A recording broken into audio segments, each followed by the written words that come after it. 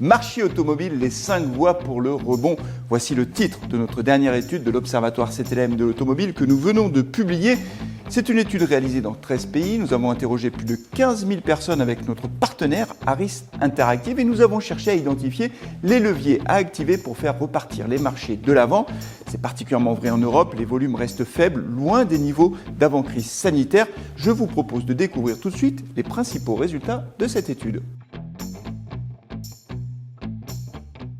Les prix de vente, voici le premier levier à activer. Les prix de vente des voitures neuves au cours des 20 dernières années ont explosé et cette hausse s'est même accélérée depuis 2020. Résultat des courses, beaucoup de ménages n'ont pas les moyens d'acheter un véhicule neuf. Et si on veut élargir le nombre de clients, si on veut aller rechercher des volumes supplémentaires, il va falloir proposer des véhicules plus accessibles. Rappelons que le prix de vente, c'est le critère numéro 1 pour l'achat d'un véhicule et que 90% des personnes interrogées dans notre étude nous disent que les prix sont beaucoup trop élevés. Alors pour proposer des véhicules moins chers, les constructeurs vont devoir faire preuve d'imagination, proposer des véhicules certainement plus simples et des véhicules plus petits. Ils travaillent sur le sujet, notamment avec les mini-citadines qui aujourd'hui ont quasiment disparu de la gamme des constructeurs.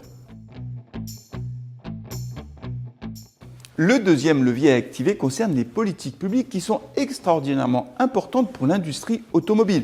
Il y a des bonus, il y a des malus, la transition vers le 100% électrique en 2035. Et quand on interroge les automobilistes, ils sont 65% à nous dire que ces règles ne sont pas claires et ils sont même 71%, un peu plus nombreux, à nous dire qu'elles changent beaucoup trop souvent. Mais cette instabilité des politiques publiques a des conséquences, ça génère beaucoup d'attentisme de la part des automobilistes qui préfèrent attendre d'y voir plus clair avant de changer de véhicule. Et puis du côté des constructeurs, c'est compliqué également parce que eux aussi, ils ont besoin d'avoir de la visibilité et de la stabilité. Dernier point concernant la réglementation et les normes, 72% des gens que nous avons interrogés nous disent qu'il faut assouplir les normes pour pouvoir relancer les volumes. On le sait, les normes environnementales et de sécurité ont beaucoup évolué au cours de ces dernières années et ça aussi, ça a contribué à augmenter les prix des voitures neuves.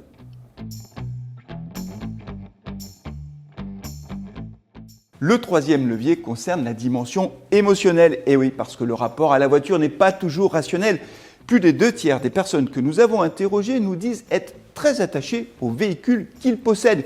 Et pour 70% d'entre eux, ce qui fait la différence, c'est le design.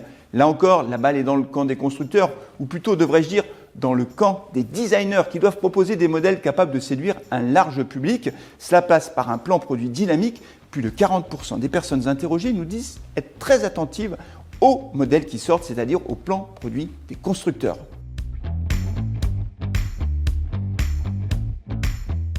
Alors si les automobilistes restent très attachés au design de leur véhicule, ils sont prêts à faire des efforts pour pouvoir baisser le prix sur l'offre du véhicule en lui-même, avoir des véhicules plus simples. C'est le quatrième levier à activer. Ils sont prêts, pour 32% d'entre eux, à avoir moins de possibilités de personnalisation de leur véhicule. Ils sont prêts aussi à faire des sacrifices sur toutes les aides à la conduite. On sait que l'électronique embarquée a beaucoup progressé au cours de ces dernières années à l'intérieur des véhicules.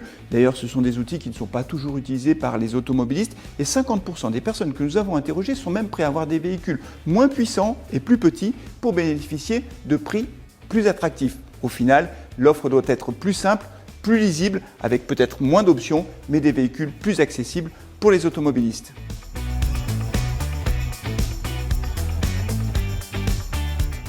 Le cinquième et dernier levier est très important, il concerne la distribution automobile. Pour le dire plus simplement, les concessionnaires qui sont incontournables dans la vente de véhicules neufs et les automobilistes leur font confiance. 68% d'entre eux nous disent avoir une bonne image des concessionnaires automobiles. Les constructeurs doivent évidemment s'appuyer sur eux, sur leur savoir-faire, puisque les automobilistes leur font confiance. Ils sont capables de faire la différence au quotidien en proposant des véhicules adaptés aux besoins de leurs clients. Notons quand même que les ventes sur Internet pourraient progresser puisque un automobiliste sur deux interrogé dans notre étude nous dit qu'il serait prêt à faire l'ensemble de la démarche d'achat d'un véhicule neuf sur Internet, de la prise de commande à la livraison à domicile.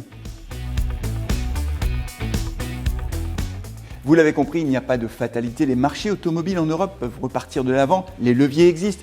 Il va falloir réussir à faire baisser les prix, stabiliser les politiques publiques, simplifier l'offre automobile tout en continuant à miser sur un design séduisant et enfin faire confiance aux concessionnaires automobiles qui sont au contact de leurs clients tous les jours. Vous pouvez retrouver l'intégralité de cette étude, il y a d'autres éléments. Il suffit pour cela d'aller sur le site de l'Observatoire CTLM.